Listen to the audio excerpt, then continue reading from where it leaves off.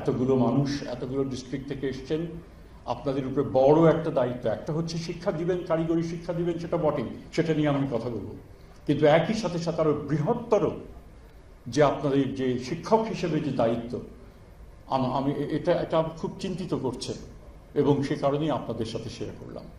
কথা আমার বলার মতো, এই ঘরের মধ্যে যদিও ঠিক মাঝখানে বসছি, উপরের সবচেয়ে কম যোগ্য মানুষ আমি এই কারিগরি শিক্ষা নিয়ে কথা বলার, আমি এটা স্বীকার করি।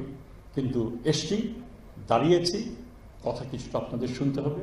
আমি চেষ্টা করব আপনাদের সাথে রিলেট যত করতে পারি সেই ব্যাপারে দু একটা কথা আমি খালি বলি। এখানে আমি যেটা বারবার করে বলছি যে যে প্রসঙ্গটা এসছে, এরা হচ্ছে, আমি মনে করি কারিগরি শিক্ষার্থীরা হচ্ছে বাংলাদেশ, নতুন বাংলাদেশ গড়ে তোলার সামনের সারির কারিগর, সামনের সারি। এরাই কল কারখানা থেকে শুরু করে অন্যান্য সমস্ত জায়গায় তাদের শ্রম, তাদের যোগ্যতা এটা দিয়েই করবে। আমি ম্যানেজমেন্ট শিখি, ওগুলো গুরুত্বপূর্ণ, আমি দ্বিমত করব না, সেগুলোর প্রয়োজন রয়েছে। কিন্তু যারা সবচেয়ে বেশি এই ক্ষেত্রে বিরাট ভূমিকা রাখতে পারেন, তাদেরকে যদি আমরা সঠিকভাবে প্ল্যান করে তাদেরকে যদি আমরা সম্পৃক্ত করতে পারি জাতীয় উন্নয়নের ক্ষেত্রে, একটা ম্যাসিভ উল্লম্ফন ঘটবে আমাদের এই উন্নয়নের ক্ষেত্রে। এবং তাদেরকে সেই দীক্ষা দেওয়ার, তাদেরকে এই প্রপার শিক্ষায় শিক্ষিত করার সেই দায়িত্বটাই আমাদের মন্ত্রণালয়ের উপরে বর্তেছে। আপনারা হচ্ছেন আমাদের পার্টনার, এবং আপনারা সেই জিনিসটা আপনারা এগিয়ে নিয়ে যাবেন বলে আমি মনে করি। আজকের এই অনুষ্ঠান আমাদের 5-7 দিন ব্যাপী আরো বৃহত্তর অনুষ্ঠানের একটা অংশ। গতকাল এক অনুষ্ঠানে আমরা আয়োজন করেছিলাম, সেটা করতে পারিনি কারণ প্রধান অ্যাডভাইজার উনি বাইরে ছিলেন, কিন্তু সেটাতে কোনো অসুবিধা হবে না, আমাদের কাজ আমরা চালিয়ে যাব। আমি নিশ্চিত যদি আমরা ভালো মতো কাজ করতে পারি, অচিরেই তাকে নিয়ে আমরা আবার ওই অনুষ্ঠানটা আমরা করব, এবং সেটা আমি মোটামুটিভাবে নিশ্চিত তাকে আমরা নিয়ে আসতে পারবো, যাতে কারিগরি শিক্ষার যে প্রয়োজন তার থেকে বেশি বোধহয় অন্য কেউ সেরকমভাবে এটা ধারণ করে না। তো সেক্ষেত্রে ওনার সঙ্গে আমার কথা হয়েছে অতীতেও, যখন দায়িত্ব নিয়েছি তখন উনি আমাকে বলেছেন যে তোমার কিন্তু এই দিকটা কিন্তু তোমার একটা বড় রকমের একটা দায়িত্ব তোমাকে নিতে হবে। আমি সেটা স্মরণ করি এবং সেজন্য কাজ করছি, এবং আমি অত্যন্ত আনন্দিত যে দায়িত্ব গ্রহণের অল্প দিনের মধ্যেই এই ধরনের একটা বড় আয়োজন, শুধু এই অনুষ্ঠানটা না, দেশের প্রত্যন্ত অঞ্চলে আপনারাই নিজেরাই উদ্যোগে আপনারা করবেন আগামী কয়েকদিন। আমি সেই সম্বন্ধে, এবং যেই টিমটা একটা দক্ষ টিম, তারা এটা করেছেন, প্ল্যান করেছেন, আমি আশা করি সব কিছু সুন্দর মতো হোক, এটা এই আশা আমি এখন ব্যক্ত করি। তো এখানে আরেকটা কথা আমাকে খুব হতাশ করতো, কারণ আমি শিক্ষার সঙ্গে যুক্ত, আমি শ্রম অভিবাসন নিয়ে আমার জীবনে 30-35 বছর কাটিয়েছি, তাদের জন্য আইন প্রণয়নে সরকারকে সাহায্য করেছি, অন্যান্য নীতিমালা নিয়ে। মোটামুটি আমার কাজের ব্যাপারে, যারা আমার এবং আমার সংগঠনের কাজের ব্যাপারে যদি জানেন, রিটায়ারমেন্ট 30 বছর ধরে ঢাকা ইউনিভার্সিটির ছেলে মেয়েদের নিয়ে ওই কাজগুলো করেছি, এবং সেখানে অনেক অ্যাচিভমেন্টস রয়েছে। কিন্তু বারবার আমার খালি মনে হয়েছে যে যদি এই বিভিন্ন প্রতিষ্ঠান যেগুলো কারিগরি শিক্ষা দিচ্ছেন, সেগুলো যদি আরেকটু বাস্তবের সঙ্গে তাদের সম্পৃক্ততা থাকতো, চাহিদা অনুযায়ী যদি তারা দক্ষ কারিগর তৈরি করতে সাহায্য করতেন, টেকনিক্যাল ট্রেনিং সেন্টার থেকে অন্যান্য যে সমস্ত তারা যদি আরেকটু বিশ্বের চাহিদা কি, একদম দেশের মধ্যে চাহিদা কি, সেগুলোর ব্যাপারে যদি আরেকটু যত্নশীল হতেন। আমাদের পলিটিক্যাল লিডারশিপ মিজারেবলি আমাদেরকে ফেল করেছে। কোনোদিন আপনারা কেউ কি কোনোদিন বলতে পারবেন এই যে পার্লামেন্টে কারিগরি শিক্ষা বা সাধারণ শিক্ষা নিয়ে মিনিংফুল বিতর্ক আলাপ আলোচনা কি হয়েছে? আমার কোনোদিনও আমার মনে হয় না সেই ধরনের কোনো রকমের আলোচনা সেখানে হয়েছে, এবং এগুলো প্রায়োরিটিতে নাই। স্বাস্থ্য নিয়ে কি আলোচনা হয়েছে? মানুষের স্বাস্থ্য নিয়ে সেরকম কোনো আলোচনা হয়নি। অথচ এই সরকার আসার পরে প্রথম কাজ তারা যেটা করেছেন, তারা শ্বেতপত্র প্রণয়ন করেছেন, বিভিন্ন সেক্টরের অবস্থাটা কি আমাদেরকে জানতে হবে। সরকার জানেন যে তারা অল্প মেয়াদের জন্য এসছেন, কিন্তু অল্প মেয়াদেও যে দায়িত্বশীলতার সাথে কাজ করার দরকার এবং তার জন্য তথ্য দরকার, তার জন্য বাস্তবে কি রয়েছে সেটা তারা তড়িঘড়ি করে তারা সেই শ্বেতপত্র প্রণয়ন করেছেন এবং করে রিপোর্ট এসছে। রিপোর্ট আবার সেগুলো জনসম্মুখে বিস্তারিতভাবে আমরা জানি কিভাবে লুটপাট করে আপনার আমার ট্যাক্সের টাকা কিভাবে বিদেশে চলে গেছে। ওই বিতর্কে আমি যাব না, আমি সামনে তাকানোর লোক।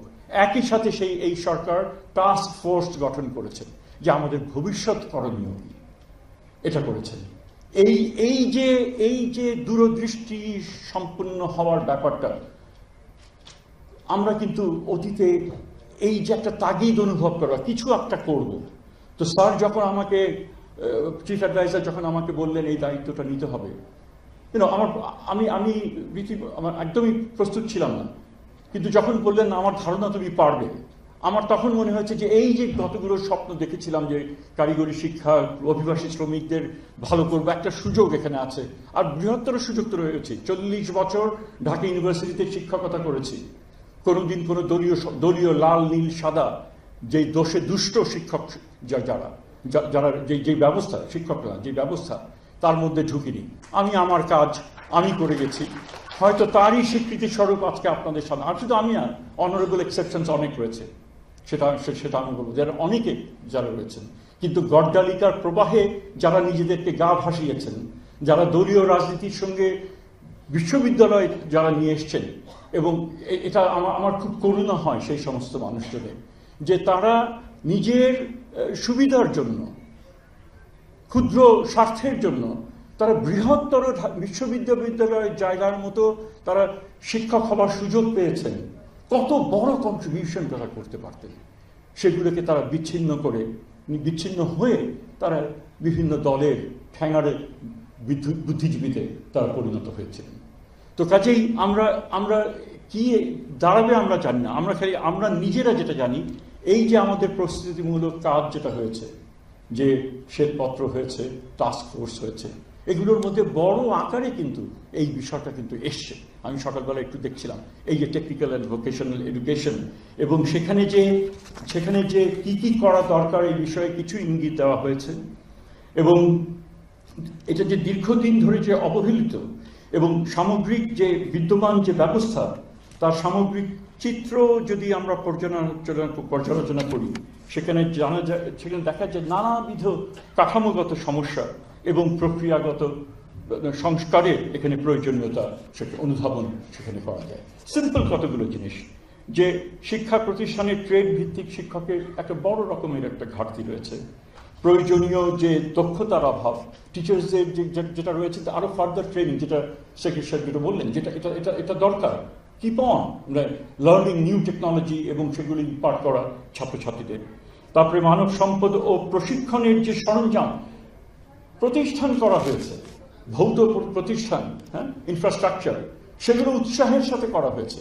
কারণ সেখানে জমি কিনতে গিয়ে আমি 2 নম্বরই করতে পারবো, সেখানে ঠিকাদারি করতে গিয়ে দলীয় লোকজনের কাছে দিতে পারবো, নিজের কাছে টাকা আসতে পারবে, সেখানে নানান কিছু। কিন্তু সেগুলো চালানোর জন্য একটা লোককে যে গার্ড দিতে হবে সেই প্রতিষ্ঠানকে, তার জন্য রেভিনিউ বাজেটে কোনো রকমের অ্যালোকেশন সেটা রাখা নেই। অনেকগুলো এরকম প্রতিষ্ঠান সেখানে রয়েছে, সেখানে গরু ঢুকে পড়ে, এবং সুন্দর সুন্দর প্রতিষ্ঠান, সেগুলোর কোনো ইস নেই। এবং সরকারের সাকসেসের মাপকাঠি ছিল কতগুলো আমি এই ধরনের সেন্টার করতে পেরেছি। ওই সরকার একটা করেছিল, আমরা এই কটা করেছি।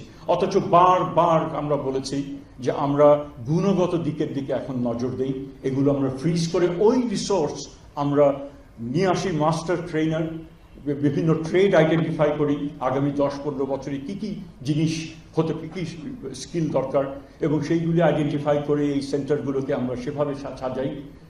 একই সাথে আমাদের প্রয়োজন যে মেইন স্ট্রিম এডুকেশন, তার মধ্যে কিন্তু টেকনিক্যাল এডুকেশন আনা প্রয়োজন বলে অন্তত পক্ষে আমি মনে করি। আমি জানি না এক্সপার্টরা কি মনে করেন।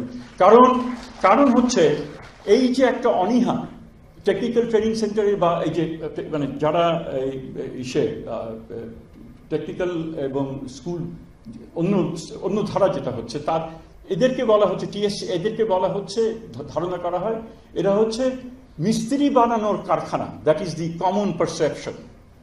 এই ধরনের যে নেতিবাচক ধারণা, এই যে স্টিগমা, এর থেকে অবশ্যই আমাদের বেরিয়ে আসতে হবে। এবং এটা যে ঠিক না, এটা যে ঠিক না সেটা আমাদেরকে প্রতিষ্ঠিত করতে হবে।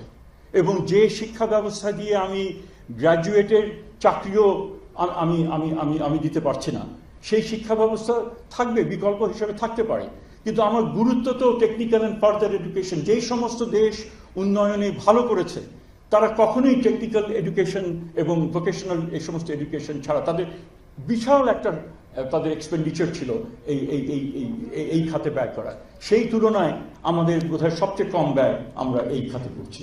কাজে আমি জোরের সাথে বলবো যে এটাকে আমাদের স্বীকৃতি, সেটা শুধু রাষ্ট্র না, আমরা যারা পেরেন্টস, আমরা যারা পিতামাতা, আমাদেরও বুঝতে হবে যে আমি ছেলেকে ওই ডিগ্রি শুধু কাগজটা না নিয়ে তাকে যদি আমি স্কিল শেখাই, এবং সেই স্কিল যেন তারা শিখে এবং এটাকে শ্রমকে, কায়িক শ্রমকে যেন তারা নিচু চোখে না দেখে, সেই জন্য মেইন স্ট্রিম এডুকেশনের মধ্যেও সার্টেন পার্সেন্টেজ কোর্স থাকা দরকার, যাতে কায়িক শ্রমের সেখানে তারা সম্মান করতে শিখে, নিজেরা কিছু স্কিল শিখে, এবং যদি তার আকর্ষণ সেক্ষেত্রে বাড়ে সে ওই স্ট্রিমেই সে চলে যাবে। সেই সুযোগগুলো রাখতে হবে। একদম আমি জানি না ওনারা কীভাবে নেবেন যারা দায়িত্বে আছেন, কিন্তু আমার বারবারই আমার মনে হয়েছে যে এই জিনিসগুলো আমাদেরকে অবশ্য মানে চিন্তা করা দরকার।